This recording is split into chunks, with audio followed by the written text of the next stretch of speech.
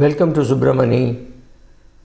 Uh, when it comes to investment journey or the wealth creation journey, there are some simple tips which work, but people like to have more complicated advice. So it's not easy to give simple tips, but I will never cease doing that. I will keep giving simple tips and see how people react to it. So here something which it's not that I've not said it in the past. So first thing, use your common sense.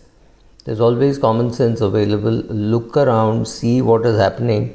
When some company share gets beaten down to a dramatic level, you like the PE, you like the fact that it has got a dividend yield, and you know that the dividends have been paid consistently. Just buy it. Don't wait for the market to tell you to buy it. All the PSU stocks were beaten down to a dramatic level. You had shares like Vedanta, which pays good dividends, beaten down to perhaps to the 60s, right? You had a lot of shares being beaten down. You saw good dividend. I remember seeing Shanti Gears in its 50s. So these are shares which are good. They pay good dividends. Why would you not pick them up at those levels? Because these are companies on which you've done research and you're sitting. So do research, sit and see at what price you're willing to buy those shares, right? But remember, Vedanta is a metal, so metal cycles are very notorious and long. So be careful, right? So if you like the company, you like the dividend, you like the PE, you suddenly review the fact that it has been beaten down. Don't keep worrying, pick up. It should not really matter that whether you bought it at BHEL, for example. It doesn't matter whether you bought it at 22 or 23, because in 3 weeks, if you saw it go to 44, please remember that kind of return you will get in a debt instrument in 4 years, what you got in 3 weeks, right? So that is the advantage.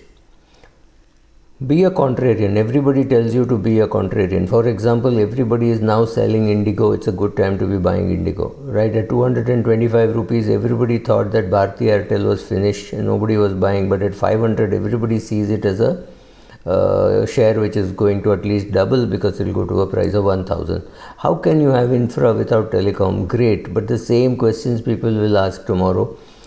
How did we miss Indigo when it was this price? But remember, you could pay a very heavy price, because Indigo could go further down, maybe go to 700 and stay there for a long time and then come back and bounce. You never know. Or aviation itself could take a hit thanks to coronavirus. All those risks are there.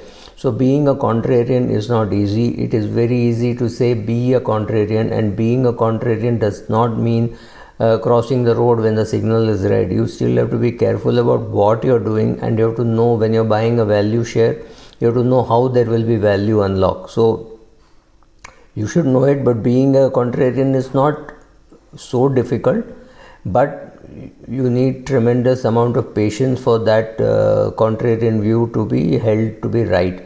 And it could be 2-3 years, and the media could take its toll on you, saying this company is finished, etc. And that time you have to sit tight. That is, you have already bought it, right? But you have to then sit tight. That's the skill. Do your homework. When you see something with a low PE or some company whose products you are using continuously and you think it's a great buy, it is just an entry point. After that, you have to still do your homework. You have to still see the ROCE, RONW, see whether the capital allocation is right. You need to do all this, especially because you are a direct equity buyer. If you were a mutual fund buyer, the diligence is being done by the fund manager. In this case, you have to do it yourself. Don't invest without doing your homework. You should know the companies in which you invest, or you should completely trust the person who is telling you, because he or she has done the research, right? Then take a big bet. Having done all the research and having identified a company which is good, don't go and buy 50 shares. At least have the guts to pick up 500 shares, depending on the size which you buy. For some people, 50,000 shares is right. For some people, 5 lakh shares is right. Whatever suits you, whatever is the value. But don't make small nibbling bets after putting in so much of research. It's a complete insult to your own research, right? Please understand that risk and reward are linked, and it is not always that when you take high risk you will get a high reward, because that is risk, right? So risk means sometimes when you take risk you get rewarded, sometimes when you take risk you don't get rewarded. That is that chance of getting or not getting is the risk, right?